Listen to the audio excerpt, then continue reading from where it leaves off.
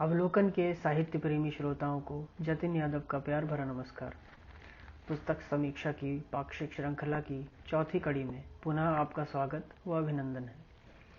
आपकी अनेक उत्साहवर्धक प्रतिक्रियाएं निरंतर हमारा मनोबल बढ़ा रही हैं। आज चर्चा का विषय हिंदी की सुप्रसिद्ध साहित्यकार श्रीमती शशि जैन की पुस्तक जिंदगी मयूरपंख है और इस पर चर्चा कर रही हैं आपकी जानी पहचानी समीक्षाकार डॉक्टर आराधना अस्थाना। नमस्कार। पुस्तक समीक्षा की इस कड़ी में आज जिस पुस्तक के संदर्भ में मैं आपसे चर्चा करने जा रही हूँ, इसका शीर्षक है जिंदगी मयूरपंख। श्रीमती शशि जैन जी द्वारा अपनी लेखनी द्वारा लिपिबद्ध किया गया काव्य संग्रह। 128 पृष्ठों की पुस्तक मनसा पब्लिकेशंस 2/256 विराम खंड गोमती नगर लखनऊ द्वारा प्रकाशित है। इसका मूल्य 175 रुपये मात्र है। प्रतिभा संपन्न दक्ष कवित्री शशि जैन का जन्म 5 अप्रैल 1948 में जबलपुर मध्य प्रदेश में हुआ था। आप भारतीय स्टेट बैंक के उप प्रबंधक के पद पर नियुक्त थीं। पद से सेवानिवृत्ति के पश्चात आप स्वतंत्र लेखन में सक्रिय रहने के साथ ही साहित्यिक सांस्कृतिक संस्थाओं से भी संबद्ध रही हैं। आप लेखन के साथ साथ रंगमंच एवं नाट्य संस्थाओं से भी जुड़ी रही हैं। आपने अनेक नाटकों में अभिनय भी किया है। श्रीमती शशि जैन गद्य की अनेक विधाओं में रचना करती रही हैं, जिसका प्रसारण आकाशवाणी से भी होता रहा है। आपको 2015 में अभिव्यक्ति साहित्य गौरव सम्मान प्राप्त हुआ है। जिंदगी मयूरपंख नामक अत्यंत आकर्षक शीर्षक वाला यह काव्य संग्रह कुल 82 कविताओं का संकलन है। कवि वह होता है जो भावों को रसाभिषिक्त अभिव्यक्ति देता है और सामान्य अथवा स्पष्ट के परे गहन यथार्थ का वर्णन करता है। यश मालवीय जी ने श्रीमती शशि जैन जी की इस पुस्तक के संदर्भ में कहा है, शशि जी की कहानियों में गीत होते हैं और गीतों में कहानियां। आपके इस काव्य संकलन जिंदगी मयूरपंख से गुजरते हुए मुझे जीवन और कविता की बहुरंगी छटा दिखाई दी। एक उदास रोमानियत मन को छू गई, एक अनमना उत्सव आत्मा को घेर गया, एक लय की डोर प्राणों तक खिंच गई, सांसों में शिशिर की सुबह खिला कोई अकेला फूल महक गया। अजामिल जी कवित्री की काव्यगत विशेषता के संदर्भ में कहते हैं, कवित्री काव्य परंपराओं को अपनाकर चलती हैं। रचनाओं का शिल्प तथा ताना बाना बड़ा परिचित सा लगता है। कवित्री के ही शब्दों में आपकी सुंदर काव्य यात्रा के संदर्भ में आपके अनुभवों को जानते हैं। पूरी रचना यात्रा में यह प्रक्रिया अंतः सलीला की तरह बहती रही है। अस्तु इस संकलन में विगत 35-40 वर्षों की कविताओं का समावेश सहज ही हो गया है। अल्हड़, चंचल, शोक नदी की क्रमिक यात्रा की तरह कविताएं भी खेलती कूदती आगे बढ़ती रहीं और किसी शर्मीली युवती की तरह शनय शनय सुगढ़ व परिपक्व होने लगी। भाव भाषा में यह बदलाव सहज लक्षित होता है, जिसे प्रिय पाठक गण स्वाभाविक मानकर स्वीकार करेंगे, ऐसा मेरा विश्वास है। इस काव्य संग्रह की प्रथम रचना मां शारदा से है। परंपरानुसार वरदायिनी विद्या की देवी मां सरस्वती की वंदना कवित्री ने अत्यंत सुंदर भावयुक्त शब्दों में की है। वे कहती हैं, मां तुम मेरे संग रहो, जीवन पथ की मरुस्थली में बन रसधार बहो। मानव मन की जटिलता और मानव मन के सूनेपन तथा एकाकीपन के भावों को अभिव्यक्त करती कवित्री इस मानव जीवन को एक मरुस्थल की उपमा देती हैं, जिसमें किसी भी प्रकार की सरसता नहीं होती। मानव मन के एकाकीपन तथा आधुनिक मानव के स्वयं की भावनाओं के साथ अकेले ही जीते रहने की प्रवृत्ति का वर्णन करते हुए कवित्री एक नन्हे बालक सी स्वयं के संग रहने हेतु मां सरस्वती से याचना करती हैं। बन गई कुछ बात, यह दूसरा अध्याय है। इस सुंदर रचना में प्रकृति को आलंबन बनाकर कवित्री स्नेहमय श्रृंगारिक भावनाओं की अभिव्यक्ति बहुत ही सुंदरता से कर रही हैं। चंद्रमा को नायक, पूनम का मानवीकरण नायिका के रूप में करते हुए शरद ऋतु की रात्रि की सुषमा का अद्भुत सौंदर्य प्रदर्शित हुआ है। तुम्हारा खत नामक काव्य रचना में विरह भावों की सुंदर अभिव्यक्ति है, जिसमें नायक की स्मृति में नायिका का प्रकृति के पदार्थों की उपमानों के माध्यम से उसके विरह भावों को अभिव्यक्त किया गया है। विरहणी कविता प्रकृति का मानवीकरण करते हुए चंद्रमा, रात्रि, संध्या काल के द्वारा सुंदर बिंब प्रस्तुत कर रही हैं। संध्या काल इसके द्वारा, जो कि उदासी या वियोग का प्रतीक होता है, कवित्री विरहणी नायिका के विरह के भावों की मर्मर स्पर्शी व्यंजना करती हैं। एक अरसे बाद स्मृति भावों के अंतर्गत नायिका के विरह भावों की सजीव व्यंजना इसमें हुई है। श्रीमती शशि जैन का मुक्तक शीर्षक अत्यंत आकर्षक है। इस रचना में बहुत ही कम पंक्तियों में कवित्री वर्तमान मानव के अंदर की कुरूपता, दोहरेपन और शराफत का दिखावा करने वाली प्रवृत्तियों को इंगित करते हुए मानव के ऐसे स्वरूप को ही श्रेष्ठ बता रही हैं जो प्रकृति के सानिध्य में सीधा, सरल और नैसर्गिक था। आप अपने गीतों और कविताओं में वैविध्य भाव प्रदर्शित करते हुए वात्सल्य भाव के अंतर्गत विभिन्न उपमानों से बेटियों को एक ऐसी आशा की किरण बता रही हैं जो अपने स्नेह भाव से संपूर्ण संसार का निर्माण करने की क्षमता रखती है। इस कविता में व्यक्त कवित्री का भाव द्रष्टव्य है।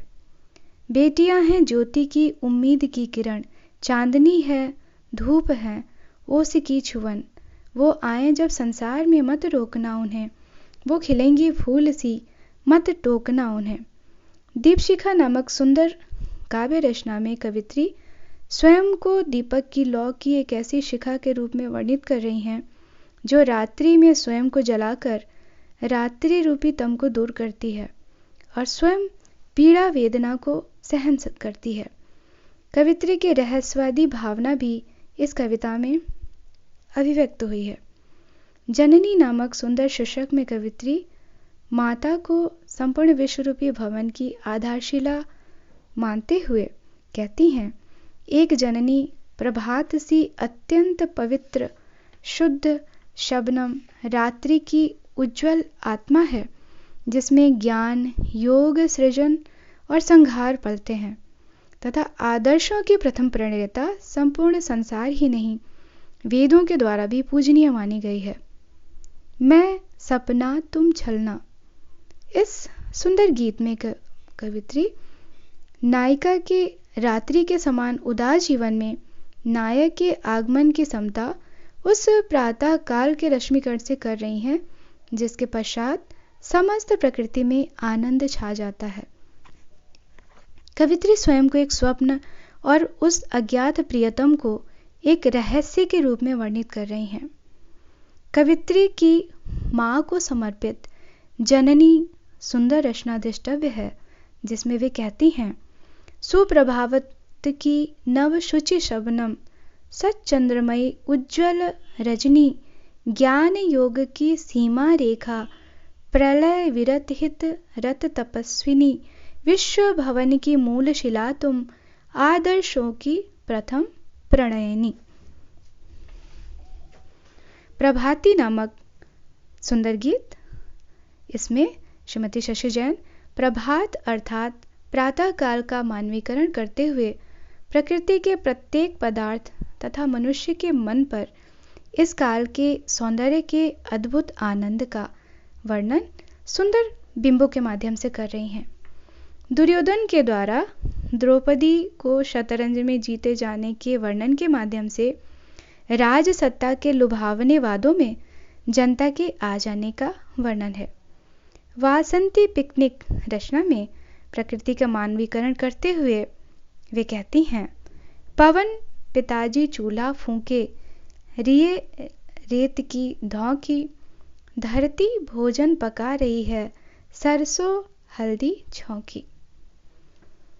प्रणय भावना की अभिव्यक्ति करती कविता कुछ बातें करे में आधुनिक व्यस्त जीवन के बीच कुछ श्रृंगारिक पलों को जी लेने की भावना प्राकृतिक उपमानों के माध्यम से प्रकट हुई है जो बहुत ही मनमोहक है। वक्त भी छलने लगा है प्यार जब ढलने लगा है। इन पंक्तियों के द्वारा कवित्री बदलते मानवीय मूल्यों एवं हृदय से कम होते प्रेम भाव की अभिव्यक्ति स्मृति भाव के अंतर्गत कर रही हैं। बदलते मूल्य शीर्षक कविता नारी के अस्तित्व तथा सदैव नारी को त्याग, बलिदान, सहनशीलता की प्रतिमूर्ति मानकर अभिव्यक्ति की गई है। श्रृंगारिक भाव में डूबी कविता मैं जीवन तो में कवित्री कहती हैं, मैं जीवन तो पुलक बनो तुम। इंद्रधनुष के सतरंगों का अपने प्रिय के पथ का साथी बनने की कामना इसमें कवित्री द्वारा की गई है। सभी नौकरी पेशा व्यक्तियों को पहली तारीख किस प्रकार प्रसन्नता दे जाती है, इसका वर्णन कवित्री पहली तारीख जैसे आकर्षक शीर्षक वाली रचना में कर रही हैं। मेरा परिचय नारी के विशालतम सर्वशक्तिमान स्वरूप का रहस्यात्मक रूप से निरूपण यहाँ पर कवित्री द्वारा किया गया है। वे कहती हैं, मैं ही सत्यम शिव सुंदर का। ढल रही है जिंदगी, उम्र की नौका पे लटके पाल सी चल रही है जिंदगी, ढल रही है जिंदगी। आधुनिक मानव के जीवन के एकाकीपन, निरस्ता, असंतोष और उदासी के भाव को इसमें प्रकट किया गया है। सुंदर शेर, तुम भी चाहो आजमा लो, जाम जितना भी हो, प्यास बेहिसाब होती है। बहुत आकर्षक है। एक अदक तन्हाई, नायिका प्रिय के वियोग में विरह के भावों का मर्मस्पर्शी चित्रण करते हुए यहाँ पर लेखिका कहती हैं, मुझको देख अकेली मौसम ने की साजिश, छुपा चांद पूनम का बिन बादल की बारिश, जो जायसी के नागमती वियोग वर्णन के अंतर्गत 12 मासा वर्णन की स्मृति दिलाता है। लीडरी हास्य भाव में समाज और देश की समस्या को व्यंग्यात्मक रूप से इसमें प्रस्तुत किया गया है। सावन पाहुन कविता में कवित्री जहां एक ओर सावन ऋतु का किसी अतिथि की तरह वर्णन करते हुए इस ऋतु के आने पर प्रकृति के परिवर्तन एवं अद्भुत सौंदर्य के चित्रण के साथ समता का संदेश देने की इच्छा प्रकट करती हैं, वहीं दूसरी ओर सावन मुक्तक नामक रचना में कवित्री सावन, बादल और बिजली के मानवीकरण के द्वारा मनोभावों की सुंदर अभिव्यक्ति प्रेममयी सौंदर्य भावों के द्वारा इस प्रकार से कर रही हैं। सावन में यादों के बादल एक एक एकत्र हुए, गूंगी चितवन के आखर मधुर मिलन के पत्र हुए। ऐसा भी कुछ कीजिए, मानव के अंतर में मानवतावादी भाव को जगाती हुई से प्रतीत होती है कविता मानव हृदय की अच्छाइयों को अभिव्यक्त करती है। इसमें कवित्री कहती है, माना कि गाड़ी में बहुत है भीड़, फिर भी एक बूढ़े आदमी को सीट ऑफर कीजिए। रात के स्वर मन के साथ आकांक्षाओं से एक रूप होकर मन के गुण भाव को समझाने का भाव अभिव्यक्त करते हुए कवित्री इसमें कहती हैं, बहुत गहरे कौंधते हैं रात के स्वर, रात से बातें करो, आते आते अधरों तक जो ठिठर कर थम गई, गूढ़ है वह बात, उस बात से बातें करो। ओ विराट तुम। इस रचना में रहस्यवादी भावना के अंतर्गत श्रीमती शशि जैन स्वयं को उस परम सत्ता के साथ रागात्मक संबंधों में अभिव्यक्त कर रही हैं।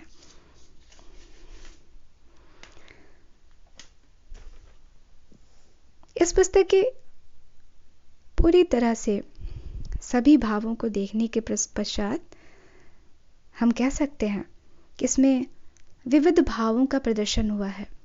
आखिरी में सुंदर गजलों की योजना मनमोहक सौंदर्यमयी भावों के व्यक्ति कर जाती है। सुंदर शेर में नायक नायिका के एक होकर जीवन के खुशहाल होने के बाद एक दास्तान उनकी एक दास्तान अपनी, दोनों की मिलके काश कोई दास्तान होती। इसके अतिरिक्त जिंदगी मयूरपंख काव्य संग्रह के सुंदर रचनाओं के आस्वादन के बाद इसके विविध रंग जो हमारे सम्मुख उभर कर आते हैं उसके संदर्भ में चर्चा करूंगी, जो प्रेम, सौंदर्य, विलास, वियोग, हास्य, व्यंग, स्मृति भाव के साथ साथ समाज, राजनीति, देश, मानवतावाद, मानवतावादी मूल्य, जीवनादर्श, मानव के लिए प्रेरक प्रसंग, आम मानव मन की जिजीविषा, उत्कंठा, घुटन, संतरास के अतिरिक्त प्रकृति का मानवीकरण, बिंबों और प्रतीकों के माध्यम से मानव मनोभावों, समाज और देश का चित्रण बहुत ही मनोहारी ढंग से हुआ है। बीच बीच में मुक्तक, सुंदर शेर, गजलों का इस पुस्तक के आखिर में संग्रह कवित्री की बहुविध भावों, भाषागत वैविध्य, विद्वता, पारखी बुद्धि और कल्पनाशीलता तथा रचना धर्मिता में पारखी दृष्टि का आभास करा लेती है। मन को मुग्ध करने वाले 82 विविध रंगों की अंतर को छूती कवित्री के गीतों और कविताओं में कवित्री कोई बड़ी दार्शनिक स्थापनाओं के लिए प्रयत्नशील नहीं दिखाई देती, बल्कि उनकी काव्य रचनाओं में हमारे जीवन की खुशबू मिलती है। इसमें श्रीमती शशि जैन की सोच की परिपक्वता के साथ साथ विषयगत परिपक्वता तथा विषयगत विभिन्नता भी देखने को मिलती है। यद्यपि गुलदस्ते रूपी इस जिंदगी मयूरपंख पुस्तक के 82 सुंदर विविध सौंदर्यमय स्वरूपों को अभिव्यक्त करती अद्भुत रचनाओं रूपी पुष्पों में से कुछ ही प्रस्तुत कर पाई हूँ, परंतु आप सभी पाठकों को एक एक रचना बहुत मनोहारी और हृदय पर प्रभाव छोड़ने वाली प्रतीत होगी, ऐसा मुझे पूर्ण विश्वास है। भाषागत स्तर पर यदि हम देखते हैं तो इसमें खड़ी बोली की प्रधानता है, जिसमें माधुर्य गुण विद्यमान है। गीत के ताने बाने में अन्य भाषाओं के शब्द और देशज शब्द भी सौंदर्य बिखेरने में सहायक हैं। इसमें भावों की प्रधानता है। कवित्री का उद्देश्य काव्य कौशल प्रदर्शन नहीं है, बहुत कुछ अनगढ़ और स्वतः स्फूर्त है जो इन्हें दूसरे गीतकारों से अलग करता है।